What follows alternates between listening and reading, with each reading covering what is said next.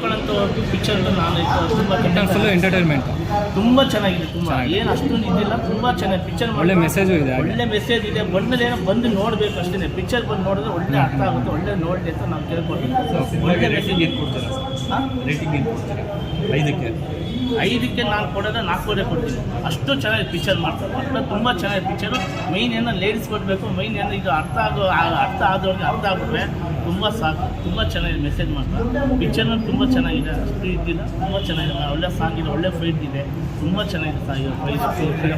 Story ಅಂತೂ ತುಂಬ ಚೆನ್ನಾಗಿದೆ. ಒಳ್ಳೆ ಹೀಗೆ ಬಂದು ಸೆಲೆಬ್ರೇಟ್ ಮಾಡ್ತೀವಿ.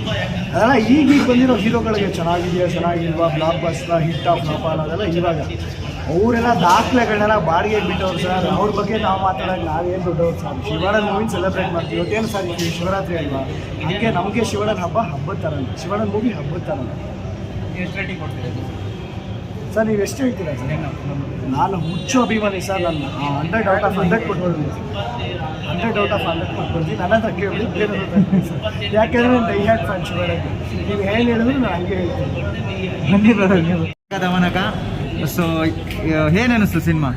ಸರ್ ಸಿನಿಮಾ ಏನಿಸೋದಕ್ಕಿಂತ ಶಿವಣ್ಣ ಮಾಡೋದೇ ನಮ್ಗೆ ಇವಾಗ 62 ವರ್ಷದಲ್ಲಿ ಅವರು 87 ಶಿವಣ್ಣ ಸ್ಟಾರ್ಟ್ ಮಾಡಿದ್ರು.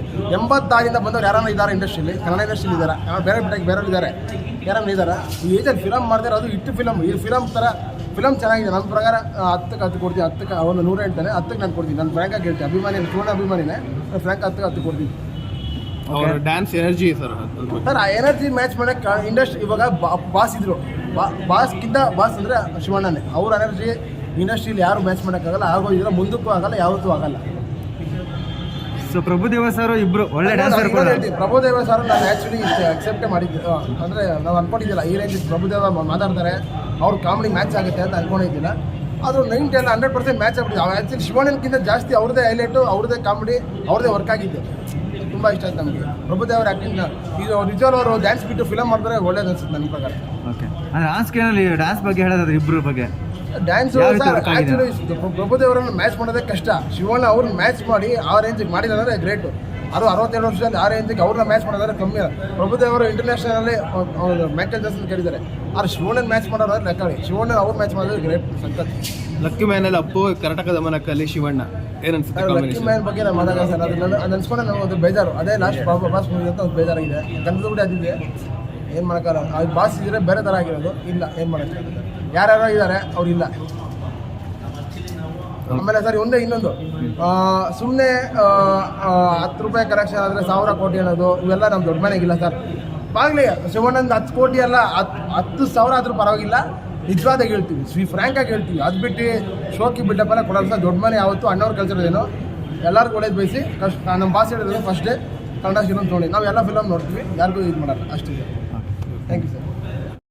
ಇವಾಗ ತಾನೇ ಕರ್ನಾಟಕ ದಮನಕ ಒಂದು ಸಿನಿಮಾ ನೋಡ್ಕೊಂಡ್ಬಂದೆ. ಸಿನಿಮಾ ಕಂಪ್ಲೀಟ್ಲಿ ಒಂದು ಫ್ಯಾಮಿಲಿ ಎಂಟರ್ಟೈನ್ಮೆಂಟ್ ಪ್ಯಾಕೇಜ್ ಅಂತಲೇ ಹೇಳ್ಬೋದು.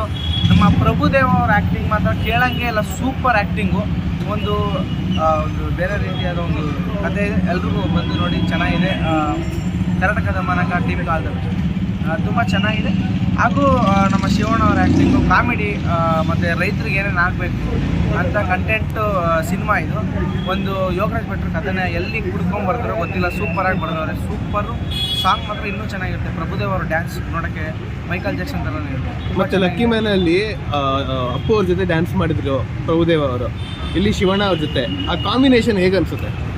ಸೇಮ್ ಹಂಗೆ ಶಿವಣ್ಣನೂ ಒಂದೇ, ಅಪ್ಪು ಸರು ಒಂದೇ, ಇಬ್ಬರಲ್ಲೂ ಒಂದೇ ರೀತಿಯಾದ ನೋಡಿ. ಡ್ಯಾನ್ಸ್ ಎಲ್ಲ ಚೆನ್ನಾಗಿದೆ. ಫಿಲಮ್ ಕಂಪ್ಲೀಟ್ಲಿ ಚೆನ್ನಾಗಿದೆ. ಒಂದು ಚೂರು ಬೋರ್ ಆಗಲ್ಲ, ಚೆನ್ನಾಗಿದೆ. ಎಲ್ಲರೂ ಬಂದು ನೋಡ್ಬೋದು.